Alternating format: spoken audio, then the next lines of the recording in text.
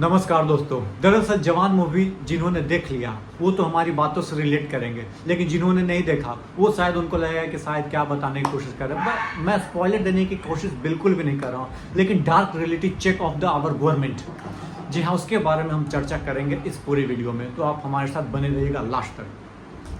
दरअसल शुरुआत करते हैं। जो सेकेंड सीन है, जो सीन दिखाया गया है हॉस्पिटल का, उसमें डॉक्टर इरम नाम की एक बंदी होती है, उसकी चर्चा मूवी में जाकर आप देखिएगा। जिन्होंने देख लिया वो तो रिलेट कर लेंगे, उनकी बात हम नहीं करेंगे। हम बात करेंगे रियलिटी चेक क्या है। जो सीन दिखाया गया उससे मिलता जुलता एक चीज़ इंसिडेंट हुआ था दोस्तों, हमारे गोरखपुर, जी हाँ, यूपी के एक गांव है, इस एक शहर बोलिए गोरखपुर है, जहाँ से पहले सांसद हुआ करते थे मिस्टर योगी आदित्यनाथ साहब, आज यूपी के सीएम हैं। वहाँ पे क्या हुआ था दोस्तों, डॉक्टर काफिल खान साहब एक वहाँ के क्या थे, पेडिट्रिशियन एट बीआरडी थे, बाबा राघव दास मेडिकल कॉलेज के पेडिट्रिशियन थे। वहाँ पे बच्चों की मौत दिखाई गई है, जिसमें 63 बच्चे और 18 एडल्ट मर जाते हैं ऑक्सीजन की कमी के कारण। ये होता है दोस्त 10 अगस्त को, शायद 10 अगस्त 2017 को।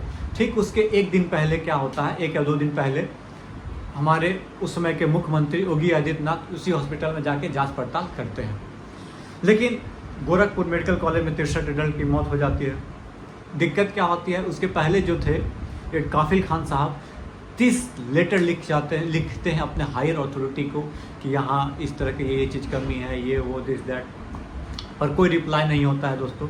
और जब ये बच्चे मर जाते हैं, जो एडल्ट मर जाते हैं, उसमें एक चीज़ और का सीन किया गया, एक चर्चा और किया गया। AMBU बैग, क्या एक बैग होता है सिंपल लेवल का, जो ऑक्सीजन सिलेंडर नहीं होने के कारण एक इस तरह से बैग है जिसको दबाने से सांस ऑक्सीजन लेने में क्या बोलते हैं, ईजी होता है।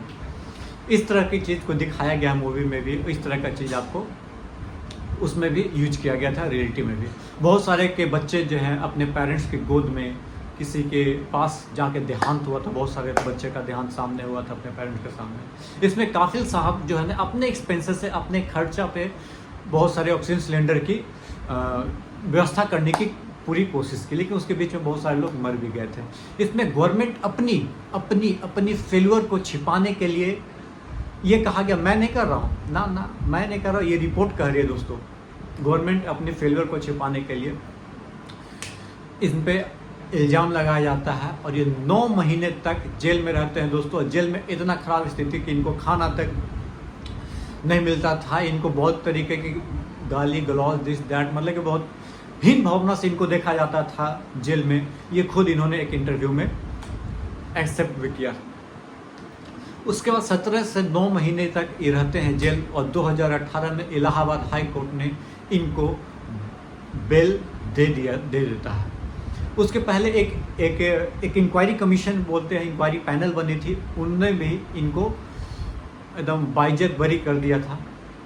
तो इसमें गवर्नमेंट फेल्यूर की बात सामने आई थी कि गवर्नमेंट का फेल्यूर है, या तो फिर वहाँ के हायर अथॉरिटी का फेल्यूर, इस तरह की कहानी सामने आई थी दोस्तों। ये रही पहला जो सीन था, उसके बारे में मैं आपने चर्चा किया, जिसमें गवर्नमेंट हॉस्पिटल का चर्चा। दोस्तों छोड़ दीजिए, ये फिल्म के बाद छोड़ते हैं, ये कहानी छोड़ते हैं। ऐसा कहानी सिर्फ गोरखपुर का नहीं है दोस्तों, ये हो सकता यूपी का एक सिटी की चर्चा नहीं है, यूपी के बहुत सारे सिटी में ऐसा हो रहा होगा। यूपी ही नहीं, बिहार में भी ऐसा हो रहा होगा, झारखंड में भी ऐसा हो रहा होगा, देश के तमाम शहर, मध्य प्रदेश में हो रहा होगा, राजस्थान में भी शायद हो सकता है, दिल्ली में हो सकता है। बहुत सारे ऐसा गवर्नमेंट हॉस्पिटल है जहाँ स्थिति इसी टाइप का है। कहीं ऑक्सीजन का तो कहीं दवा है, तो कहीं डॉक्टर है तो दवा नहीं, कहीं डॉक्टर दवा दोनों है तो बेड नहीं। आप देखते होंगे कितना कोरोना में हम लोग झेले हैं, आप या हम हॉस्पिटल में, सरकारी हॉस्पिटल में। ये हम आप सब वाकिफ़ हैं दोस्तों, गवर्नमेंट हॉस्पिटल। कोई भी बड़ा नेता को, सही बात है, एक चीज़ दिखाएगा कि बड़ा नेता जो है, ऑब्वियस सी बात है, जब वो बीमार होता है तो वो सरकारी अस्पताल में जाके चेकअप नहीं कराता है दोस्तों, वो कहाँ जाता है, प्राइवेट अस्पताल में जाता है कि चेकअप जल्दी हो, अच्छा हो। छोड़िए ना, यहाँ बात छोड़िए, बात तो यहाँ निकला था आयुर्वेदिक में। मैं यहाँ पे एक छोटा सा अपने तरीके से बताना चाहता हूँ। बाबा रामदेव के चेला हैं, मैं उनका कृष्णन करके कोई है उनके साथ जो रहते हैं। जब उनकी कोरोना में स्थिति गंभीर हुई तो बाबा इससे पहले क्या बोल रहे थे कि मैं ये इलाज लेकर आया हूँ, मैं ये है, ये पियो वो पियो, जो भी अपने प्रोडक्ट के बारे में बता रहे थे, ये चीज़ वो चीज़ का। लेकिन जब उनकी तबीयत खराब हुई तो साहब पता है वो खुद इलाज नहीं करवाए, उनको हॉस्पिटल में हॉस्पिटलाइज किया गया। आप इससे बड़ा चीज़ मैं आपको क्या बताऊँ।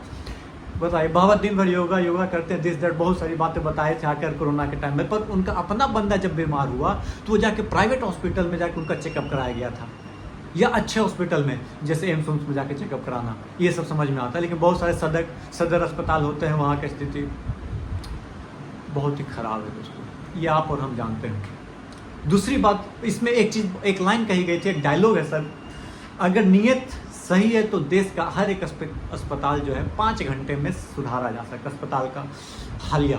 पर मैं 5 घंटे तो बहुत कम दिए साहब, कम से कम आप 5 महीना ले लो भाई, 5 महीना नहीं 1 साल आप ले लो कम से कम, पर आप इम्प्रूव तो करो, आपकी नीयत तो सही बात दिखाने की कोशिश तो करो साहब। पैसा मिले सब कुछ हो सकता है दोस्तों, इतने बड़े लेवल पे इम्प्रूव किया जा सकता है, मैं क्या बताऊँ, पर नीयत नहीं, और जहाँ नीयत नहीं वहाँ कुछ नहीं किया जा सकता है, ये तो आप और हम दोनों जन जानते ही हैं। सेकंड दिखाया गया सर इन्फीरियर वेपन दिखाया गया था जवान मूवी में, जिससे जवान लोग इन्फीरियर वेपन दिखाया गया था, उसकी हम चर्चा करते हैं रियलिटी में। दरअसल क्रॉनिक कैपिटलिस्ट लोग वेपन सप्लाई करते हैं। अब तो बहुत बार ये सुनने में आ रहा था कि हमारे आर्म फोर्सेस भी कुछ टेन्योर के लिए रहेंगे, आर्म फोर्सेस जो हैं वो भी प्राइवेटाइज हो जाएंगे, कुछ समय के लिए रहेंगे, पता नहीं इस बात में कितनी सच्चाई है, आई डोंट नो। पर यहाँ पे बात करते हैं, 2012 में जनरल थे बीके सिंह, उन्होंने कंप्लेन की थी इसी टाइप में कुछ रिलेशन लेकर। 2015 में दीपक मल्होत्रा लेफ्टिनेंट कर्नल थे, वो भी इन्फीरियर वेपन्स के खिलाफ कंप्लेन की थी, जिसमें जिंदगी दांव पे लगी हुई थी। 2017 में कैग ने रिपोर्ट बनाया, उसी तरह 2022 में, 2023 में, और अब तक ये रिपोर्ट कहा गया दोस्तों कि 400 MIG जो है अभी तक मतलब कि ब्लास्ट, मतलब कि डिमोलिश हो गया, जो भी बोल सकते हैं, जिसमें 200 पायलट अभी तक मर चुके हैं दोस्तों, 21 एयरक्राफ्ट क्रैश हो चुका है। ये रहा सेकंड केस जो दिखाया गया जवान में। एग्रीकल्चर के बारे में बात करते हैं दोस्तों। एक चीज़ डायलॉग बहुत फेमस है, शायद आप लोग स्पॉइलर नहीं फिर भी, लेकिन मैं बताना चाहता हूँ कि मर्सिडीज पे 8% और 13% ट्रैक्टर पे टैक्स लिया जाता है दोस्तों। ये हाल है। अब हम इसमें आपको हम क्या बोले, 7% टैक्स और 13%, 5% डिफरेंस है। रईस आदमी को पैसे की कमी थोड़ी ना है, वो तो टैक्स 13% दे सकता है, पर गरीब आदमी एक ट्रैक्टर लेने के लिए 13% टैक्स, उसको 8% आप नहीं कर सकते हो। और कोई भी गवर्नमेंट हो, मैं ना बीजेपी के खिलाफ, ना कांग्रेस के खिलाफ, ना आरजेडी के, ना जेडीयू के, ना जेएमएम के, ना टीएमसी के, ना समाजवादी, नो वन, ना आपके, मैं किसी के खिलाफ नहीं हूँ। पर ये आप लोग के अंदर होना चाहिए दोस्तों कि भाई अच्छा, कितने लोग आप जानते हो, कितने रईस ज़्यादा हो, कितने अमीर ज़्यादा हो, जिनको आपने सुना होगा कि भाई सुसाइड कर लिया, क्यों? क्योंकि उन पर लोन बहुत ज़्यादा थी और वो ऑफ मतलब कि पे नहीं कर पाया, वो सुसाइड कर लिया। कितने % आप बता दो, मेरे को तो नहीं लगता। अब मान लेते हैं, मतलब बहुत हद तक हुआ तो 2% होंगे, वो भी बहुत बड़े रईस नहीं है, जिनको करोड़ों अरबों का संपत्ति है उनका नहीं सुने होंगे, 2, 4, 10, 20 करोड़ वाले को सुना भी होंगे। अभी जिनको अरबों का संपत्ति उनका सुना है कभी कि सुसाइड कर लिया? I don't think so. Literally मैं बता रहा हूँ, मैंने तो नहीं सुना तक, पता नहीं आपने सुना हो तो प्लीज़ कमेंट बॉक्स में बताइएगा। वहीं पर आप किसान का जो दिखाया गया दोस्तों, जो किसान आत्महत्या करता है, ये लिटरली में सही बात है दोस्तों। किसान आत्महत्या करता है, स्टूडेंट आत्महत्या करता है जब वो सक्सीड नहीं करता अपने पेपर में, अपने खेती में, क्योंकि उसको अपना पेट पालना होता है दोस्तों। पेट पालने के लिए यदि उसके पास कोई ऑप्शन नहीं बचेगा तो लास्ट ऑप्शन उसको वही देखता है। लेकिन हालांकि this is not a correct way,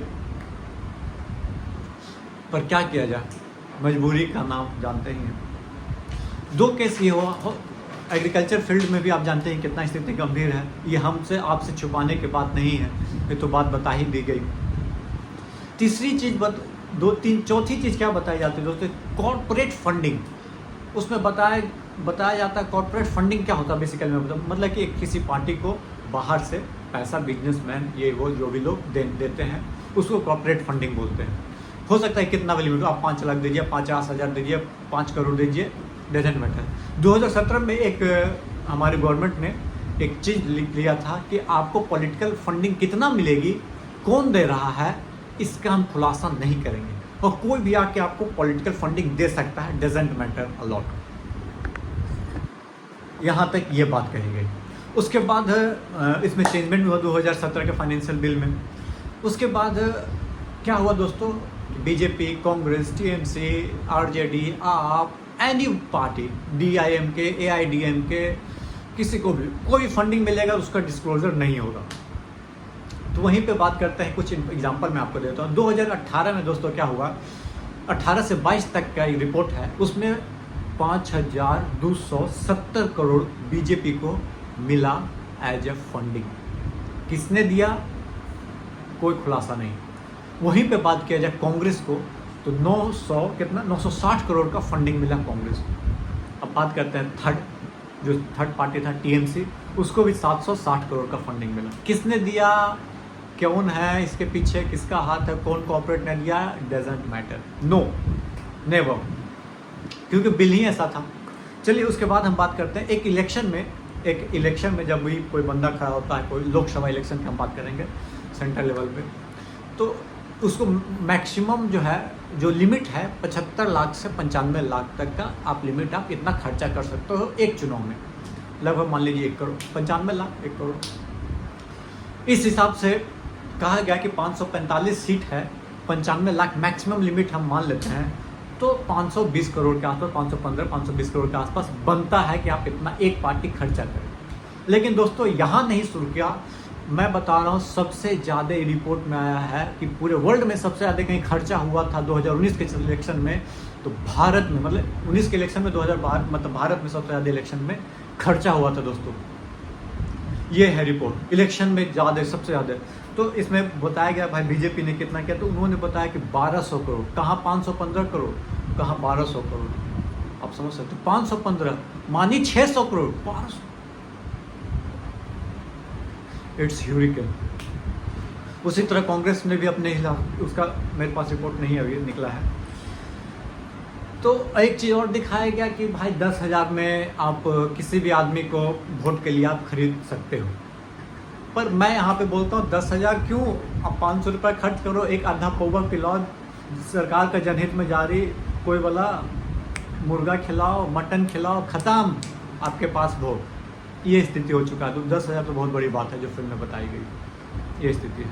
उसके बाद बताया गया है दोस्तों, एक लास्ट जो था, एक मेरे को लगता है चर्चा करना चाहिए पॉल्यूशन के बारे में दोस्तों। दरअसल पॉल्यूशन हम तो करते ही हैं, ये तो नॉमिनल पॉल्यूशन है, लेकिन एक्स्ट्रा लार्ज पॉल्यूशन जो इंडस्ट्री करती है उससे कौन बचाएगा दोस्तों।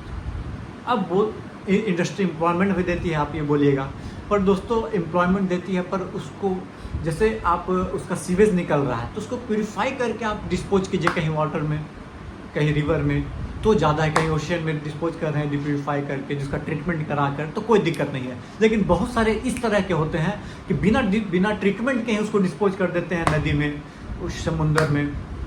तो इससे क्या होता है, इम्पैक्ट पड़ता है अगल बगल जो रह रहे होते हैं उनके ज़िंदगी पे दोस्तों।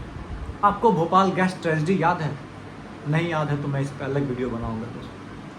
पर ये जवान मूवी में जो दिखाया गया दोस्तों, ये सल्यूट है शाहरुख खान साहब का, एटली कुमार का, जो सरकारें के विरुद्ध उन्होंने धज्जियाँ उड़ा के रख दी। उन्होंने हर पर्सपेक्टिव से बताने की कोशिश की है और एक वोट का कीमत समझाने की कोशिश की है कि आप जब सरकारें चुनते हो तो आप ये पूछो कि वो हमारे लिए क्या करेगा। ये मत पूछो कि जाति पे बांटना है, धर्म पे बांटना है, किस चीज़ पे बांटना है, डजेंट मैटर। आप एक 5 रुपये का कॉइल लेने जाते हो तो 5 घंटे चलेगा, 10 घंटे चलेगा, धुआं देगा, क्या होगा, 4 सवाल पूछते हो। ये जो मोनोलॉग है साहब शाहरुख खान साहब, इसके लिए मैं बोलता हूँ कि अवार्ड मिलना ही चाहिए, चाहे ऑस्कर में अवार्ड मिलना चाहिए, चाहे नेशनल अवार्ड मिलना चाहिए, पर मिलना चाहिए। आई एम सेइंग दिस क्योंकि आई फील लाइक दैट, क्योंकि ये मोनोलॉग ये पूरे देश की जनता, देश की आवाम का आवाज़ है दोस्तों। चलिए, ये वीडियो यदि आपको पसंद आया, कुछ सरकार के खिलाफ, सब सरकारें का यही स्थिति है दोस्तों, मैं क्या बताऊँ। यदि वीडियो पसंद आया, चैनल पर न्यू है तो चैनल को लाइक, शेयर एंड सब्सक्राइब जरूर कर लीजिएगा दोस्तों। धन्यवाद। जय हिंद, जय भारत दोस्तों।